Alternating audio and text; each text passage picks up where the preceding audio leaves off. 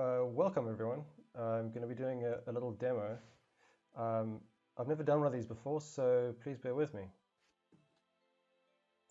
I'm just going to be running through the process of painting one of these street style fashion things that I've been doing over the last couple of months. So the first thing I do normally is find some reference. Pinterest, Instagram, Google Images, whatever. Just something that catches my eye as a nice pose. Nice values and shapes, etc. I put it on my other screen and start drawing. A question I get asked a lot is what brushes I use, which is, I know a lot of artists get asked that question. It can get frustrating because there's no trick. It's really just I use 3 brushes for these paintings. You saw that first brush is just a basic sort of chalk brush. Doesn't really matter what you use. That's for doing the drawing. And for just sort of creating a mask or filling in flat layers, colors, I use this brush with shape dynamics on. Just a hard round with shape dynamics. This is the brush that I use to do all the color work, all the main painting.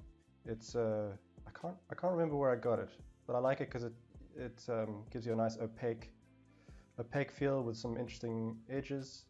I'm just showing here how I get asked a lot also how I blend colors, which is a strange question. I don't really know what that means, but I generally just sort of pick the tone in between the two strokes, and you can get nice sort of color gradients or tone gradients doing that. Yeah, so here I start drawing. With this series, I'm trying to play with the proportions. I don't really play with the values too much or the actual design. It's not exactly concept art or anything like that. It's using the reference, what I like in the reference, and sort of enhancing the attitude or pose or sort of caricaturing it. So I really end up spending just as much time looking for reference as I do painting. It could be hours before I find something that catches my eye. I have a whole folder of reference images that I've found that I like, but every time I start a new one, I go through the folder, I don't like anything, and I start looking again. So here you can see I've obviously decreased the size of the head and my signature mark of making big shoes, big feet. Don't ask me why. I just like the way it looks. It has a nice sort of rhythm to it. The small head, big feet, elongated proportions. I'm not really too concerned with getting a likeness. I often end up getting a likeness, but it's not foremost on my mind when I'm painting these things. It's really just to get a sort of a fun, stylish pose and attitude in the painting. So I've got asked this a couple of times also, what am I doing here? I think a lot of artists do it. It's really just sort of creating a mask. I don't actually use masks in Photoshop. I've never really figured out how. I know they're very easy to use. I've just always done this. So I can control select this and then I can paint with a large brush and get nice shapes within the form and not obviously bleed out at the edge. So I normally work with how many layers? One line layer, this flat layer. Sometimes if I'm not thinking, I'm actually painting in this flat layer. If I am thinking, I'll create another layer on top and paint sort of the main components of the figure, like the items of clothing, the face and hands, whatever. Just break it up. It makes painting more efficient, but it also helps me think about. At the beginning of a painting, I often get overwhelmed, like how much I actually have to do to get this to work. So if I break it up into, okay, I just have to paint this color, I just have to paint this jacket. It also sort of psychologically helps me make progress. I just can focus on that, get that right, and then move on to the next thing. So at this point, I've settled on the pose and design really. and I'm just going in and laying in the colors, the basic shapes, just trying to get these, trying to figure out these folds. Uh, folds I find drapery is tricky. It's not an easy thing to paint. You really just got to put the work in. There's always a stage, an early stage, where it just looks terrible, and I'm convinced it's not going to work. But if I sit down and just put the time in, it normally turns into something all right.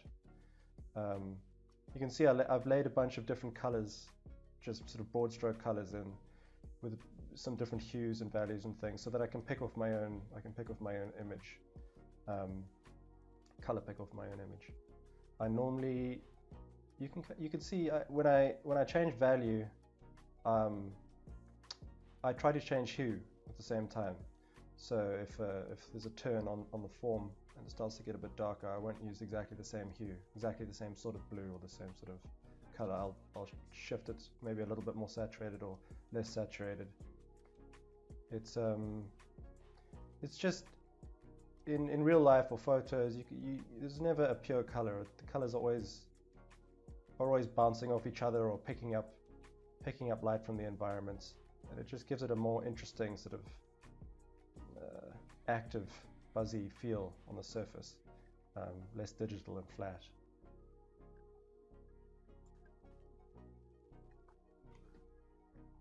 Something I'm always thinking about when doing one of these paintings, or painting in general, is how simple I can make each sort of color shape. It's a philosophy I have of the less I have to do, the better. If I can describe something very simply that somebody can understand, that's the ideal situation. And I think people enjoy seeing an elegant solution to something. So if I can describe a form with just two triangles, and you understand what you're looking at, there's something pleasurable about seeing that. Obviously, masters like Leyendecker and Sargent are people to look at who could do that. Just in a sort of preternatural way. It's almost impossible to understand how they did what they did.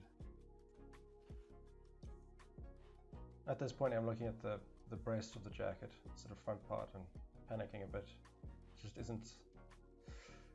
isn't looking right. It's looking sort of a bit of a mess, a bit smudgy. The shapes aren't making sense yet. It's like I was saying earlier, it's that stage where I panic a bit and feel like I'm probably gonna have to give up and start another one, which I never do. I always just push through. Eventually it works out. I think I also changed the shape a bit. Often it's something fundamental, like the shape, sort of the negative space or the positive space. Just you haven't nailed in the drawing. It doesn't really matter how much you paint; it's not going to work.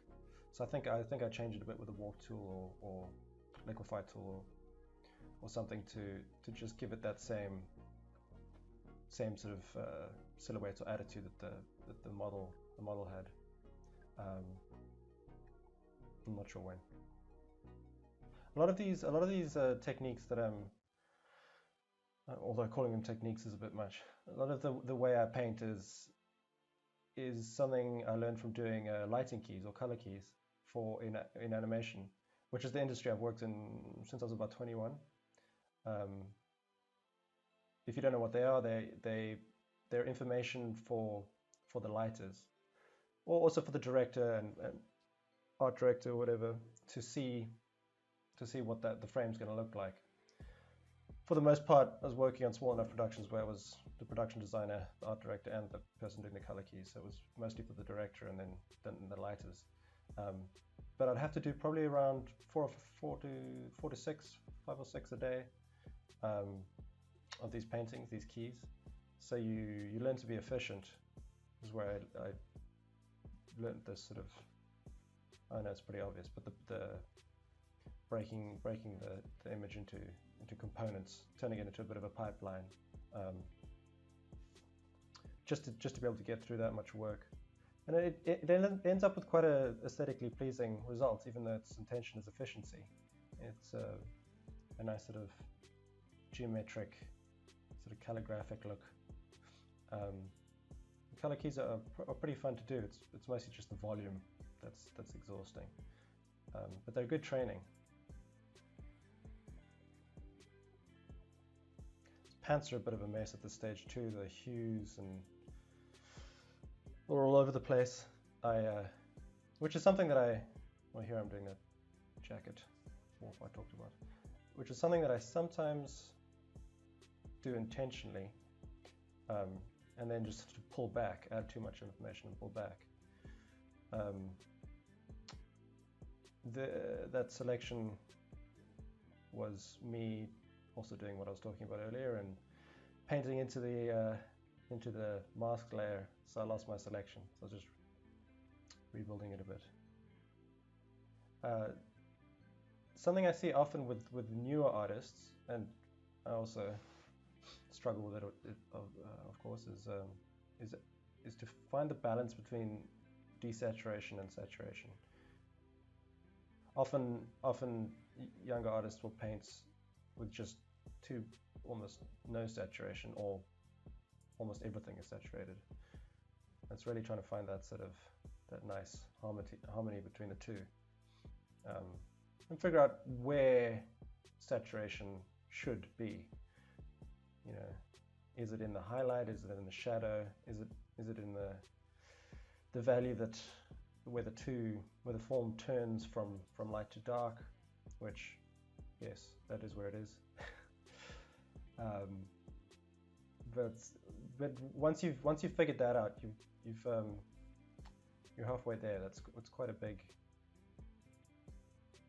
Obviously, value is the main one. You can, if you get the values right, you can play around with pretty much any other element. But to figure out saturation is really to add that sort of that real feel to it. If you can nail that. You can see I'm sort of adding areas of cooler gray and cooler, warmer gray. Within the folds, often the lights will get caught and sort of bounce around, and you'll get quite a lot of saturation. I feel like I'm saying the word saturation a lot. I'll stop.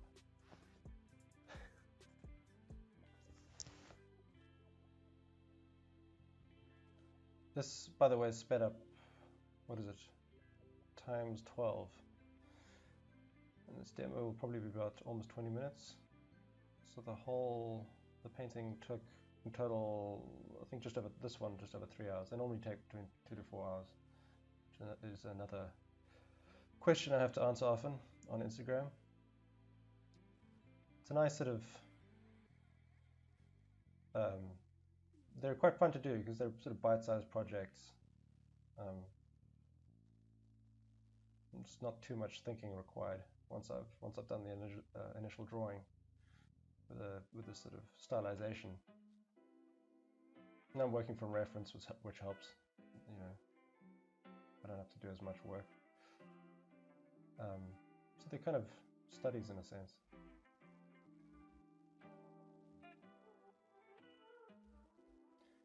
I know exactly how long I take on these things because I'm obviously recording them. But I hit pause whenever I look up to watch a video, or I can't concentrate for that long, or particularly long stretches of time. So it normally takes me probably more like 5 hours to do a 3-hour piece. I'm terrible at concentrating. I'm not adding much detail to these shoes really. I don't think they need it. You'll really want to be looking at his face. Starting on the hand, which is always fun. It's the easiest thing. Hands are the easiest thing to mess up. This is really what I was talking about finding the right play between the values, the saturation and tones.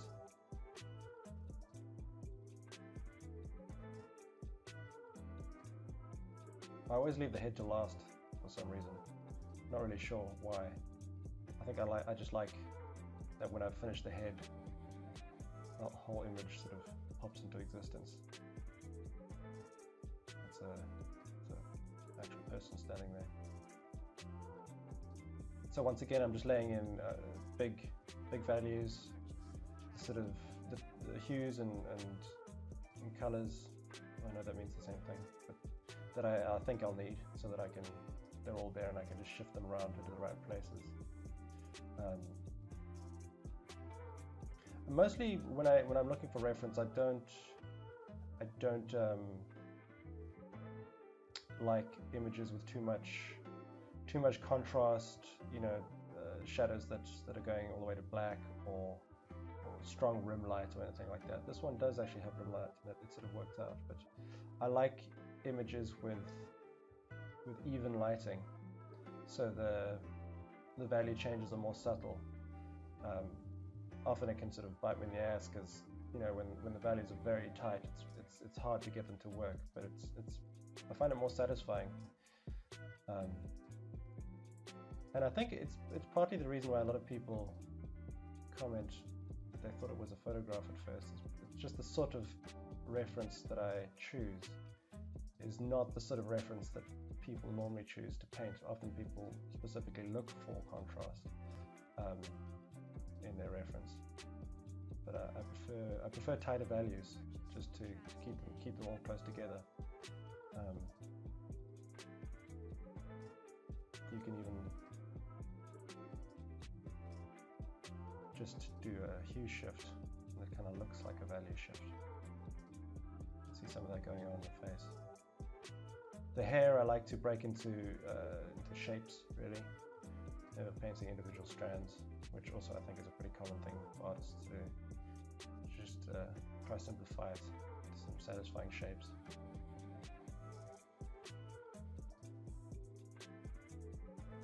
Kind of almost wrapping things up here. I do, just changing it to, once again, match the thing I like about the reference. I do actually go in later, that isn't recorded here, and tweak the face a little bit. You might be able to notice from the finished image the difference. There were just a few drastic value changes that they were a bit much for my liking in the cheek, around the eye. Just painting in a shadow. There's a little trick I sometimes do is to paint in some of the color from the character as a reflection. It tricks the eye, kind of gives it that real feeling once again. So you can see the face has changed a little bit. But anyway, thank you for watching, and I hope this was in some way useful.